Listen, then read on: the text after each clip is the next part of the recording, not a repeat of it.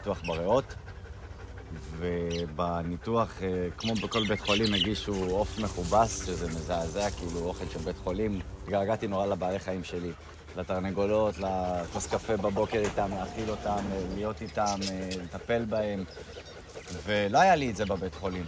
והגישו לי את העוף המכובס הזה עם הנוצות, שם נעשה הקשר.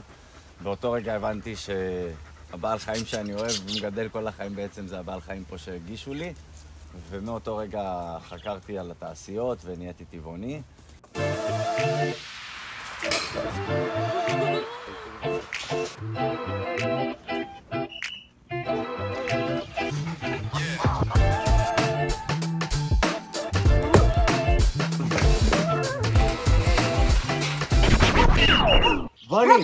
בוני, הכל בסדר, בוני, די.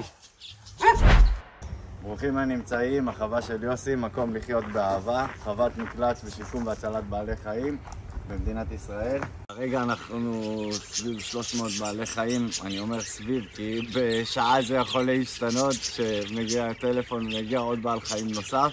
כל בעל חיים שהיה צריך אותנו פנה אלינו, פנה אליי, עזרתי לו. עשיתי את המיטב, וזה, איך אני אומר, אני לא בוחר את הבעלי חיים. הבעלי חיים פשוט בוחרים אותי ואותנו ואת המקום ואת החווה, ומגיעים אליי. המטרה בעצם שלא יהיה שום בעל חיים מצוקה ללא מענה. לא בלה, אני לא מסכים. זה הבעיה של בלה למשל. סי! בוא חתיך, בוא. בוא. קקי. איזה קקי איכותי.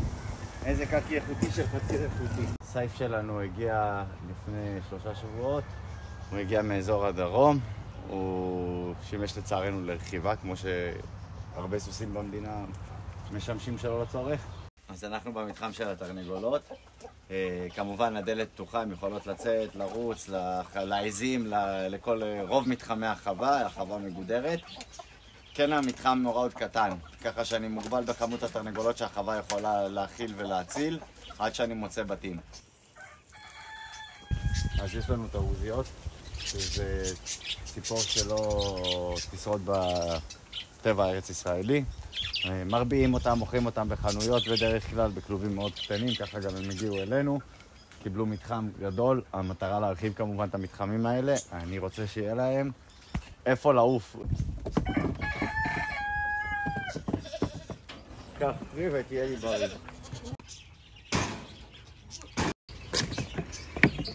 קוראים לו מגלובה, הוא היה אצל הבדואים, רצו לעשות ממנו מופה שלא נדע, מי שלא יודע, מופה זה על האש מתחת לאדמה. אז רצו לעשות ממנו מופה ואחד הבדואים פשוט החליט שזה לא יקרה, הוא היה גדי קטן והוא הציל אותו. יש לנו את פיטר וונדי, פיטר וונדי זה פיטר הגדול, הטייס, וונדי בטח במלונה, היא אוהבת את המלונה, היא בתוך המלונה לרוב. הם ניסו דירה בתל אביב. הדגי זהב מגיעים אלינו ממתנות לימי הולדת לצערי, שזה טרנד מאפן שחייב שיעוף מהעולם. רוב האימהות שזה מגיע אליהם בכלל לא רוצות בעלי חיים בבית, לא אין להם לאותן משפחות את הידע בדגים. החמודים האלה היו בכלובים יותר קטנים מזה, זה כמובן פתוח, כדי שיהיה לה נעים אחרי ניתוח עיקור וכל החיסונים והטיפולים שהייתה צריכה. הם היו מלאי קרציות, בכלובים בשמש, רצפת רשת, כלוב אולי מטר מרובע, גג מפח, רותח, אין להם טיפה של מים ואוכל בפנים. השד יודע כמה זמן הם מוחזקים ככה, נובחים את נשמתם, בלי קול ובלי מי שיענה ויעזור, זועקים את החיים שלהם, באמת, זה אחד המקרים היותר מזעזעים שיצא לי להציל עם כלבים.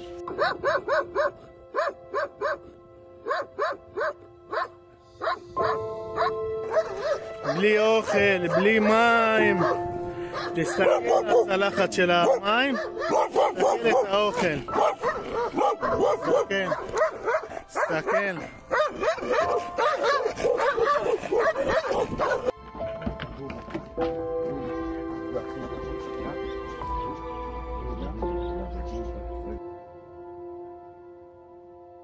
2 מהם כבר קיבלו סירוס ועיקור ואת כל החיסונים, מה שצריך. אגב, כמובן, הם מועמדים לאימוץ. הם מדהימים, הקצב שלהם של לאהוב אדם ואיך שהם מתרגלים למגע. ובאמת, הם מרגישים שעושים איתם טוב עכשיו. לא ראיתי דבר כזה המון שנים, ואני 10 שנים עושה את זה, שככה האימון נרכש חזרה. הם היו נובחים וכל מי שמתקרב לרשת משתגעים בתוך הכלובים המזעזעים האלה, ועכשיו הם פשוט, כל מה שהם רוצים זה ליטופים ואהבה ואת הפינה שלהם. חמודה, יצאת אלינו, שלום, שלום, את אחרי עיקור? את אחרי עיקור? אוי, כמה שאת יפה. צריך לעשות סירוס ו4 עיקורים ו5 כלבות ו5 אגרות לכלבות, וצריך לעשות 5 משושק ו5 ברווקטו. רובכם מגדלים כלב, אתם יודעים כמה זה עולה כל דבר כזה. יש עוד המון כלבים שלצערי מועמדים להמתה או במקרים קשים דומים וצריכים אותנו.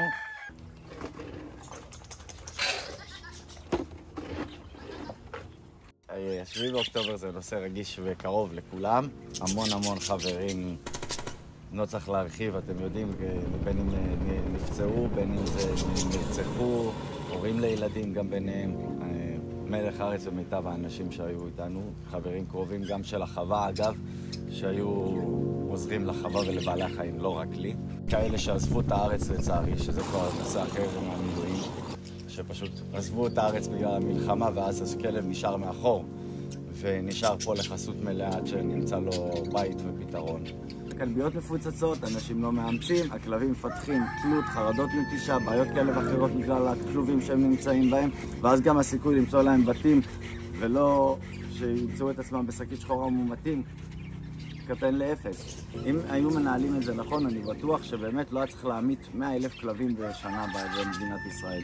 יש ירידה של ההכנסה של החווה בקופה הכללית, ומהקופה הזאת בעצם כל בעלי החיים אוכלים, מטופלים ברפואה, כל מה שצריך, בין אם זה מקרה חירום או בין אם זה חיסונים תקופתיים ושגרתיים שהם מקבלים קבוע, ואז זה נוצר מצב של חוסר, ואז החובות אצל הווטרינרים גדלים, והחובות אצל הספקי חציר גדלים. יש לי 2 ידיים ו15 כלבים רק, לא כולל סוסים, חמורים, עזים, תרנגולות, חיות משק, בית, מחמד. באמת, כל בעלי החיים שצריכים אותנו. אז העזרה הפיזית, קודם כל, זו הכוונה שלי הייתה, שלבוא, להתנדב, אם זה לגרוף ולנקות מתחמים, אם זה להקים להם הרחבה של המתחמים, אם זה לעשות להם תנאים מחיה יותר טבעיים, שינוע, הסעה, זה גם עזרה מאוד ענקית. יש לנו המון בעלי חיים שאנחנו מקבלים את הקריאה לעזרה אליהם, ובעצם לא יכולים להגיע לכולם. ותרומות כמובן, וזה יכול להיות בכסף, זה יכול להיות במזון של בעלי חיים, כזה שעומד לפוג תוקף, או שאתם משתמשים, או שהכלב לא אהב, אז אתם יכולים להביא לנו.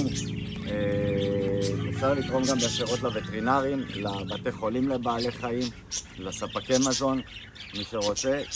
אז כל הכלובים שאתם רואים בעצם פה, הרשתות, המפורקים, ככה בעלי חיים שמגיעים אלינו מחזיקים אותם, שזה מחריד, זה מזעזע, אף אחד לא רוצה לחיות בצינוק כזה, אי אפשר לזוז רוורס, אי אפשר להסתובב, זה די לחיות בצואה ובשתן של עצמך. אז ככה הם מגיעים אלינו, ואני כמובן מעביר אותם במתחמים. השאיפה שלי, הרצון שלי באמת, ואני לא מגזים, שלכל בעל חיים יהיה כמה שיותר שטח וטבעי. מה שיש כרגע זה אחלה, זה מהמם. מבחינתי זה לא מספיק, זה לא טבע. מה לי? רק אותה אתה מנשק. מה זה הדבר הזה? נשיקה? בוא באת להראות אהבה? לא הבנתי. איזה נשיא.